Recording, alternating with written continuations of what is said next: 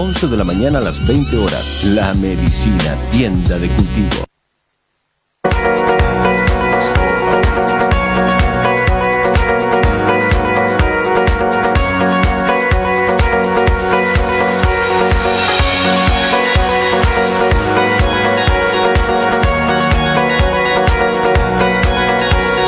Mañana con 39 minutos, 9 con 39. Les cuento inmediatamente, vamos a hablar de un tema muy interesante, que me gusta mucho.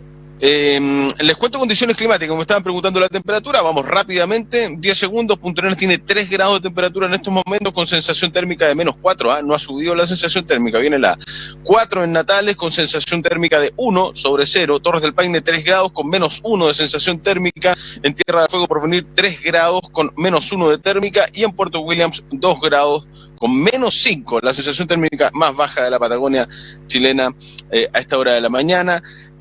Nos vamos a hablar de el proyecto GEF Castor.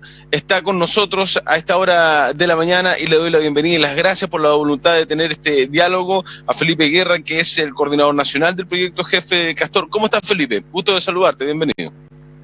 Hola, Mauricio, buen día, gracias por la invitación. Estamos... El tema del castor se viene hablando, discutiendo, me imagino yo también estudiándose hace muchos años. ¿Cómo ingresa? ¿Podríamos partir del origen, Felipe? ¿Cómo ingresa? ¿Por qué tenemos un problema con el castor? ¿Y cómo ingresa el castor a la Tierra del Fuego?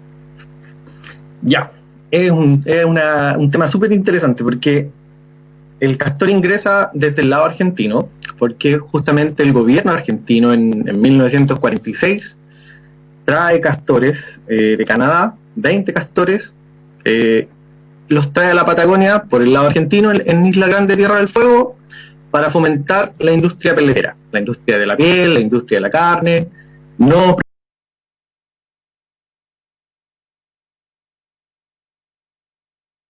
prosperó, por supuesto, y los castores los dejaron ahí a sus anchas, en un territorio donde no existen depredadores, donde el ambiente es súper favorable en cuanto a alimentación, en cuanto a hábitat, y el castor se fue expandiendo, lo soltaron en el lado argentino del lago Fañano.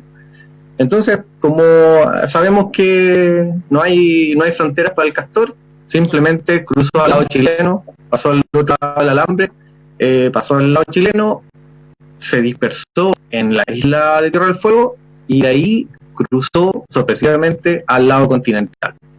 Ahora, cruzó como es una de las cosas más interesantes, nadando, aprovechando cruzó el estrecho a través de el puente fue Isla Dawson.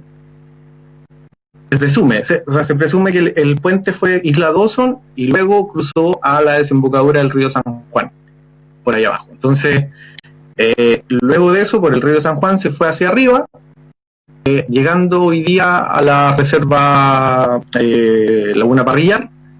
También siguió avanzando y se encontraron algunos registros en el río Hollenberg, en la provincia de Última Esperanza. Ahí se encontró un castor. Ya, es bien curioso ese dato, pero aún así ya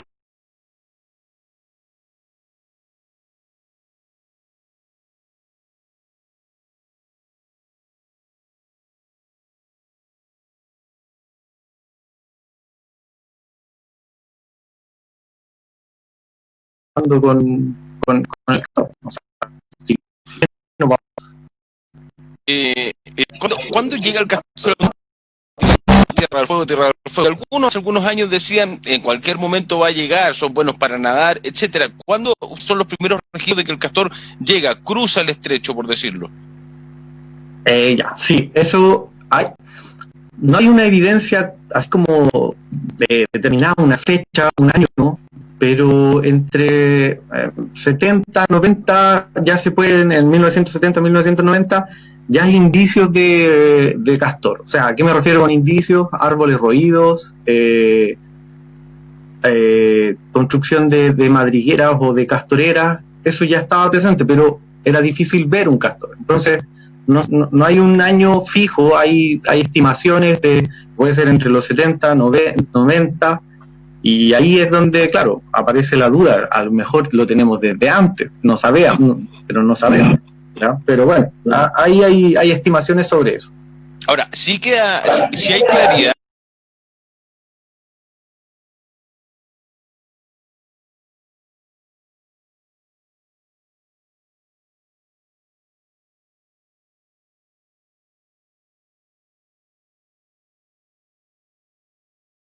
respecto a lo que podía pasar después de introducir el castor a la isla.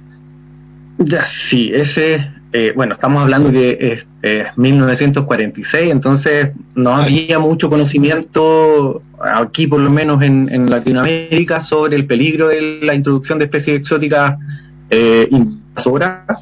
Ese es el gran problema de las especies exóticas invasoras. Estamos viviendo un tema de invasiones biológicas como el COVID, y antes se hacían esas cosas privilegiando intereses económicos, o sea, intereses económicos que van de la mano con potenciar obviamente la colonización de la Patagonia, los negocios, o sea, tienen un fin social, pero son netamente económicos. Y es por esto que hace poquito, ayer de hecho, salió un estudio en La Tercera que hicimos nosotros sobre la valoración económica del impacto del castor, y además de económico, también social y cultural, porque no es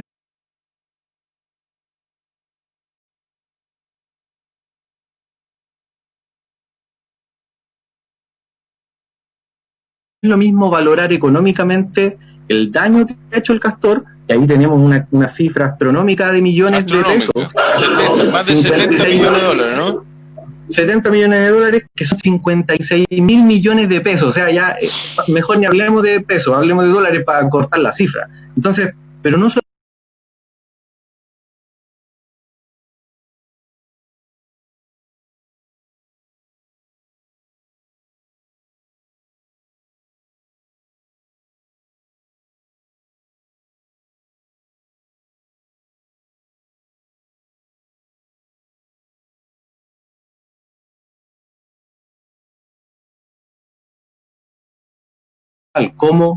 cómo se relaciona la especie invasora con otras especies nativas, y ahí tenemos, para contar una historia, podemos hacer una película de especies exóticas invasoras que han dejado la escoba en distintas partes del mundo, en el mundo completo. ¿Cómo se llega a esa cifra? Voy a partir por lo económico, de 70 millones de dólares en el daño económico por la invasión del castor a la isla y en la región, básicamente, porque me imagino que el estudio abarca el territorio completo, no solamente Tierra del Fuego. Sí, justamente, hay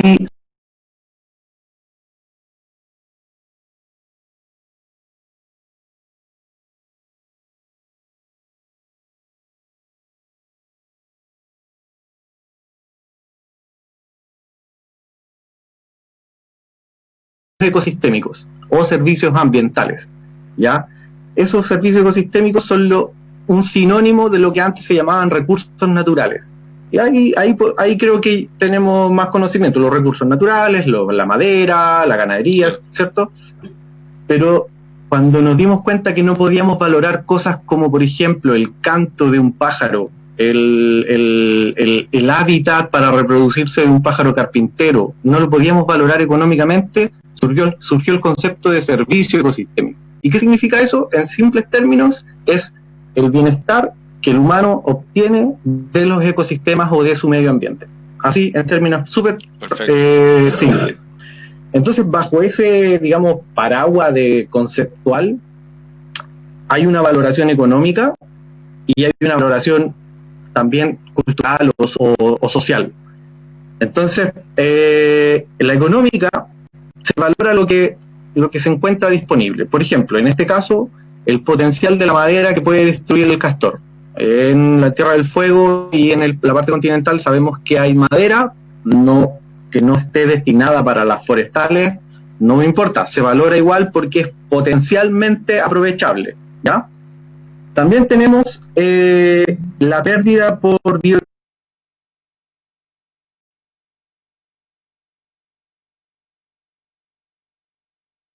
biodiversidad que se cuantifica. Eso fue una parte súper difícil, la pérdida de biodiversidad por espacios aprovechables para el hábitat de especies nativas, ¿ya? Hay una serie de indicadores que te van guiando y te van diciendo cómo ponerle valor monetario a eso. A la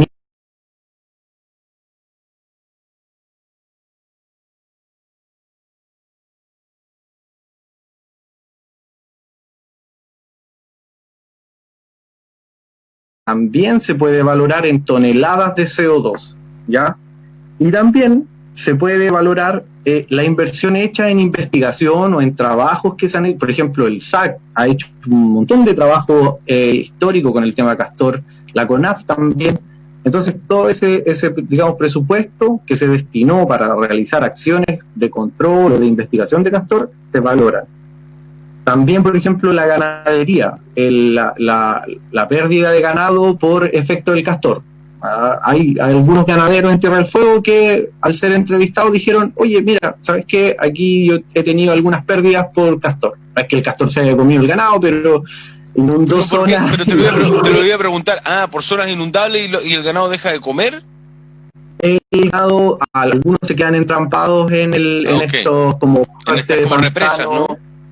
Claro, represas que en esa zona de ahí donde está el río Marasi, en Inútil, por ahí, que fue ahí donde trabajamos, el ambiente es de pampa, entonces el castor genera una suerte de pantanos donde inunda, no es esa típica castorera que vemos en el sur de Tierra del Fuego, esa que es una piscina con un dique, sí. Esa bien bonita, entre comillas, la de río Marasi es como un pantano, entonces hay pérdida de ganado por eso. Entonces, todo ese listado de valoración económica que se hizo, se suma y a la fecha, desde que el castor tenemos conocimiento,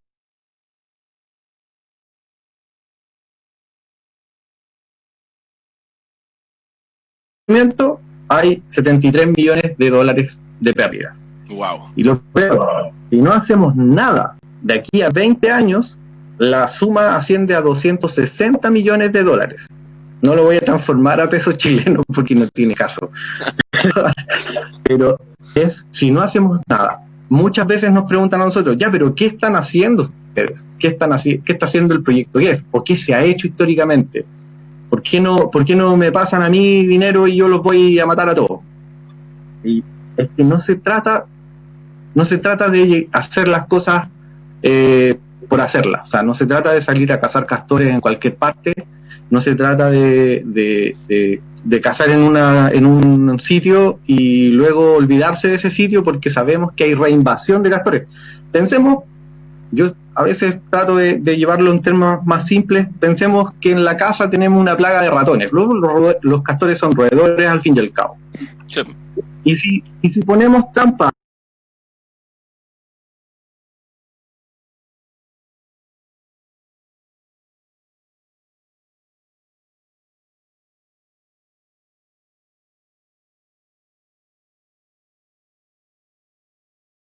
saliendo, no sabemos cómo los flujos de entrada y salida, no tiene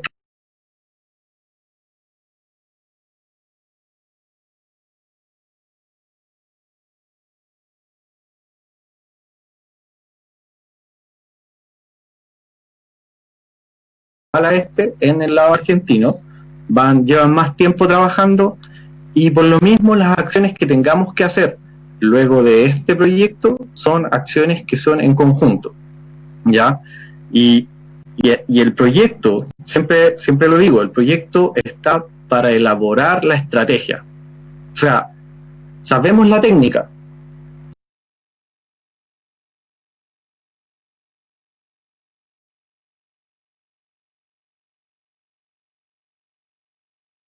Sabemos que hay instrumentos de captura que son distintos, hay de todo.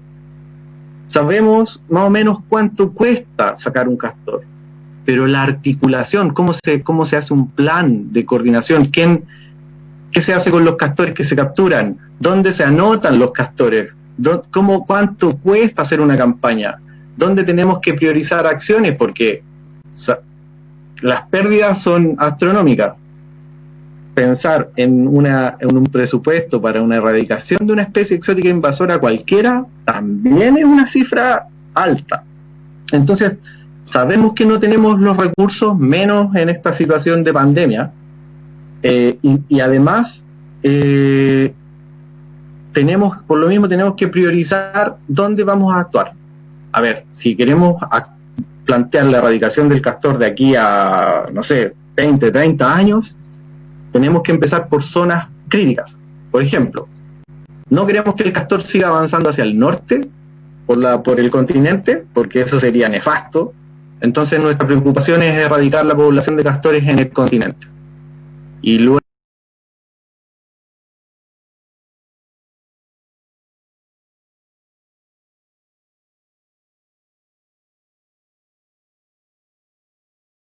en la isla de Tierra del Fuego, a la par que los argentinos también en su parte controlan y van erradicando. Eso sería a grandes rasgos un plan o una puesta en marcha de una estrategia de erradicación, ¿ya? Pero no es fácil, no es barato, no hay mucho personal capacitado, y esa es nuestra labor también. Entonces, en eso estamos.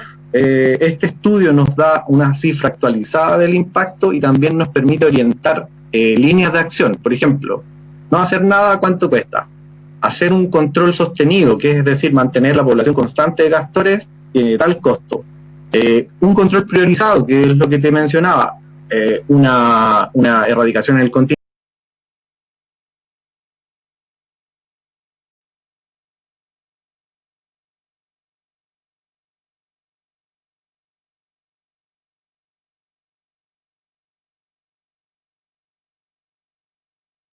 Primero y luego en la isla o en las islas, y finalmente la erradicación completa. Entonces, este estudio y este trabajo, que fue un trabajo súper importante que hizo la Universidad de Chile, da luces de cómo enfrentar un plan, una estrategia, digamos, desde el punto de vista técnico, financiero y, por supuesto, en pos, obviamente, de un objetivo que es conservación de biodiversidad.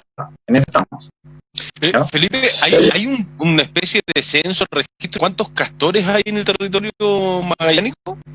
Nosotros, sí, hay una estimación, porque no es fácil. Me imagino, por eso pregunto. No, claro. Vamos a hacer un censo de castores en septiembre. Claro. No, imposible. No, pues claro, entonces siempre se hace una estimación. Y nosotros manejamos una estimación de antes, de 2009, que decía que hay entre 70.000 y 110.000 castores. ¿Ya? Esa cifra la manejamos aun cuando ya ha pasado bastante tiempo de esa estimación. Pero lo importante es tener claro que las especies, a diferencia de las bacterias, por ejemplo, las bacterias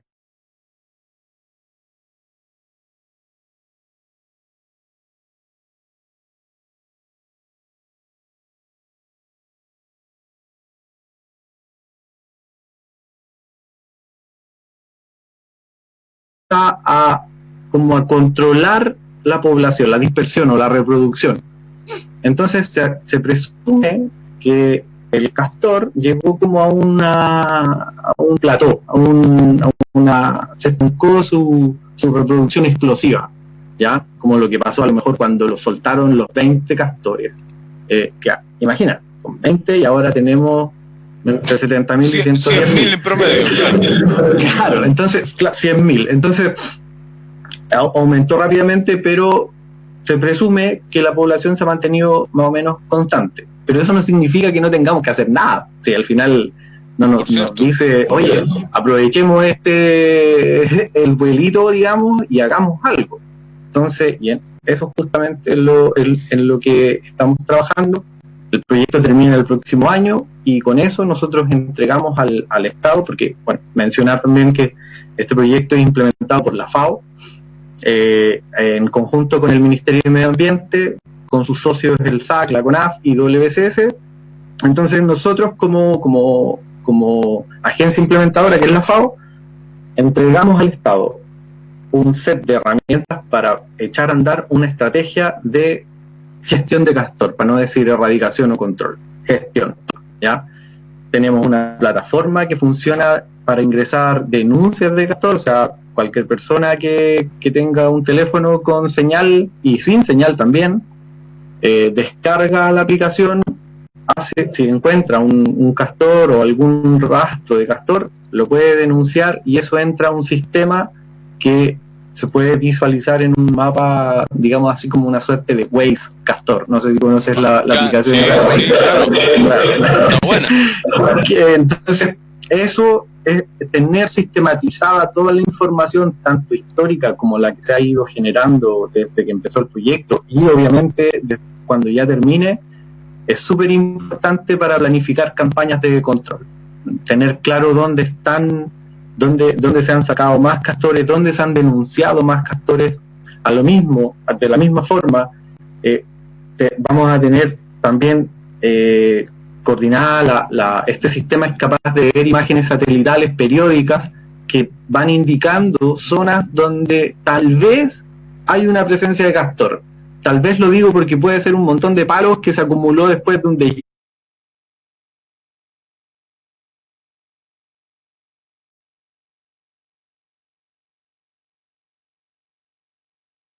hielo. Perfecto. O una crecida de río, pero va a arrojar una alarma y esa alarma se puede ir a verificar en terreno si es que efectivamente es o no es un castor.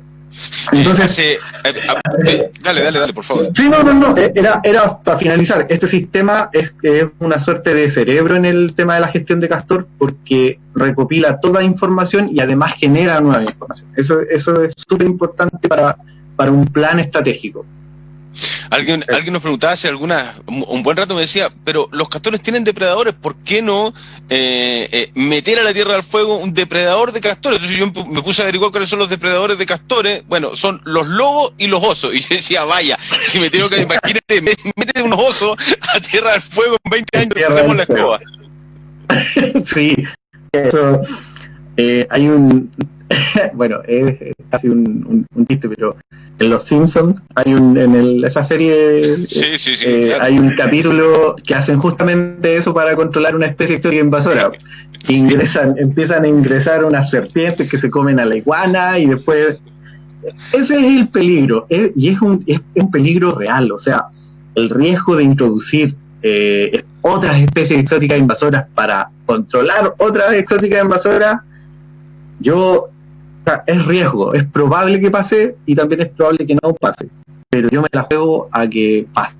O sea, prefiero ocupar el principio de precaución y decir, oye, no vamos a meter especies exóticas invasoras para controlar otras exóticas invasoras, porque eso puede generar un desastre ecológico y tal vez social y económico, si es que esa especie exótica invasora trae un virus o trae cualquier otro parásito que no lo vemos. Entonces, no es viable social. No es viable. Aunque algunos lo plantearon, en algún momento se planteó, sano, seriamente. Es sano y se ha hecho. Es que lo más llamativo es que se ha hecho. Entonces, sobre esa base, claro. Entonces, ¿por qué se hizo ahí? Y tal vez funcionó, tal vez no funcionó.